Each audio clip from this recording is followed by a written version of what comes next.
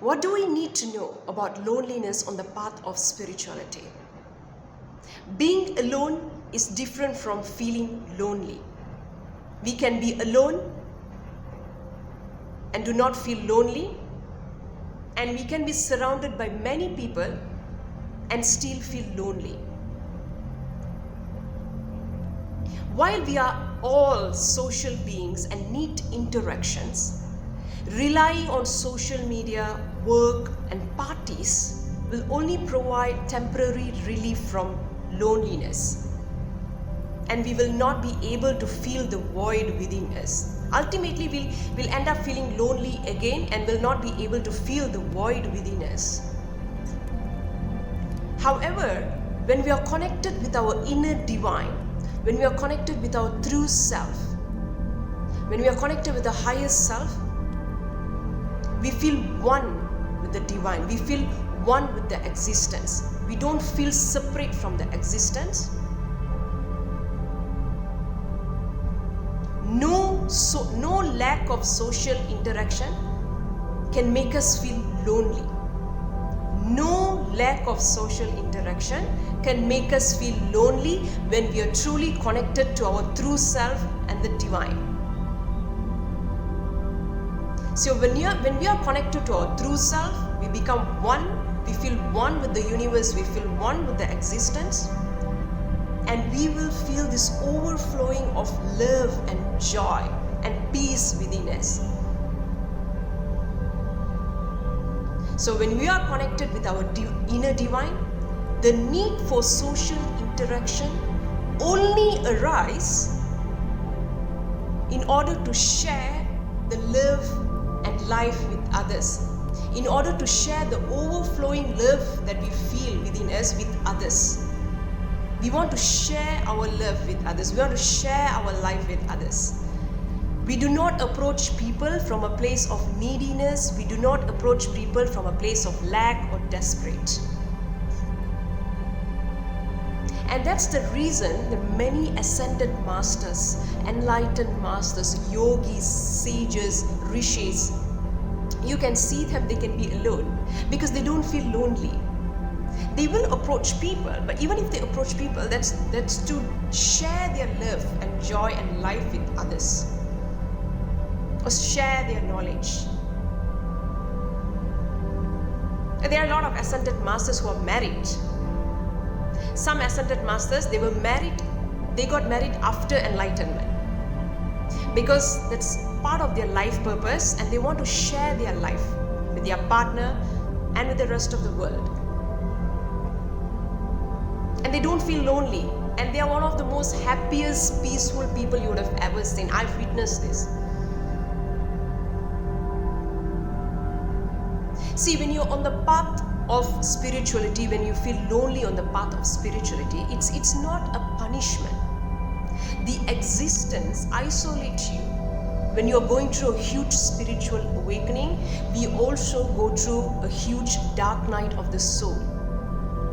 Many people, many things from our life will be removed from our path, will be removed from our life, not to punish us, but to help us to focus on our own intuition, to listen to our inner voice, so that our inner voice, our mind is not influenced by others, by the society's limited beliefs and rules, what you should do, what you shouldn't do.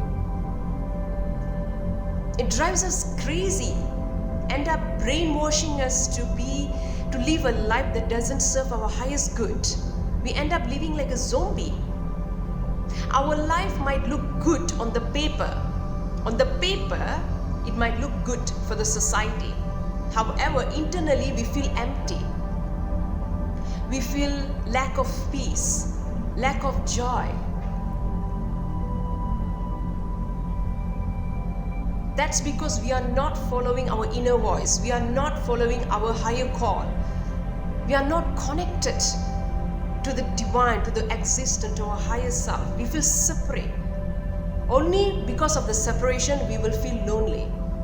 So when you're going through a spiritual awakening, you will go through a dark night of soul, where you will be isolated on your path temporarily.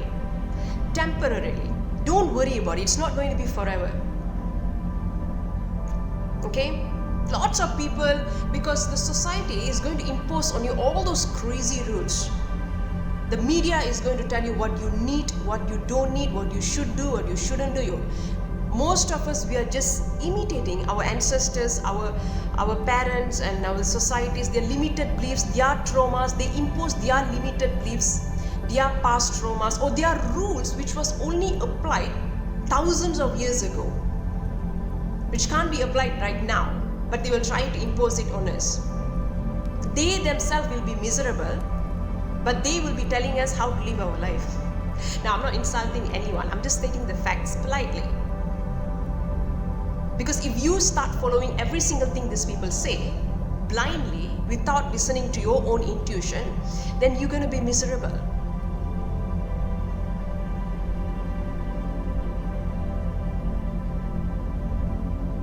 Okay? So, being lonely on the path of spirituality is a blessing. So once you're aligned with your true path, once you follow your inner voice, once you are authentic, once you vibe at that high frequency, sooner or later you will attract your soul tribe. You will be guided, okay? You will be guided to take inspired action. You might be guided to suddenly to go to a coffee shop, to go to a garden, or to read a book. And you might end up meeting your soul tribes there. People who serves your highest good, people who support you, love you genuinely. They are not going to be people who's going to distract you from your path, who's going to condemn you for being your true self, who's going to make you feel crazy for following the path of spirituality and trying to impose their so-called logic onto you. Their so-called logic is not even making them feeling happy. They might have achieved something on the paper, but they're still miserable. But we can't blame them, because that's their limited beliefs. That's how they were brainwashed by the people around them to think that that is the right thing to do. So let's have compassion for them, but have boundaries with them. So this loneliness is only temporary. So you don't have to worry about that. You can go out and spend time at a place where you think you are able to meet your soul tribes. What are you passionate about? Explore that skill or hobby, learn it, go to that places, enroll to the courses. You might meet your soul tribe.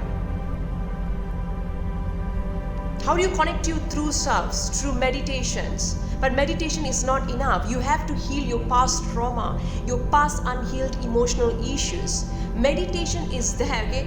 Meditation is there to show you your unhealed past emotional issues. Now what happens when people start meditating, when the meditative state is showing them something that they need to heal? They start to suppress it in the name of toxic positivity. The more you suppress it, the more it's going to come into your life through different forms, and you'll end up being miserable again. So you have to heal your past trauma. You have to break your karmic patterns, your past karma, your karmic patterns, your limited beliefs, and live the best version that is aligned to your highest self. And trust me, I'm the biggest example here. I used to be a person who had a huge anxious attachment. I mean, I didn't have many friends, but at least I had like 2 or 3 friends, okay? Where I had to have friends, I had to have people. But once I went through a huge spiritual awakening, most people were removed from my path, from my life, and I was forced to spend time with myself. Spend time with myself and listen to my true self. And I was surprised that I could be alone. I could be alone. And guess what? Today, I can be alone and not feeling lonely at all. There's so much of peace and joy. I don't need social interactions all the time. Maybe once in a while, whenever I feel inspired to share my life, to share my knowledge, to meet some people. Yes, I go and meet them, and I'm excited to meet them too. Okay, but I do not approach them from a place of desperate or from a place of lack. When your cup is full, okay, when your cup is full, overflowing of water of joy and love, okay, it will overflow to other cups which is around you.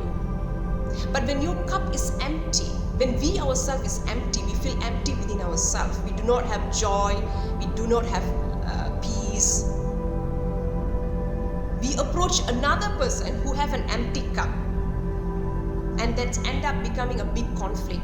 It's like a beggar is approaching another beggar for money. What happens when a beggar start to fight with another person, another beggar, to get money? Both started fighting. Both start having conflicts. Because the other person is also a beggar.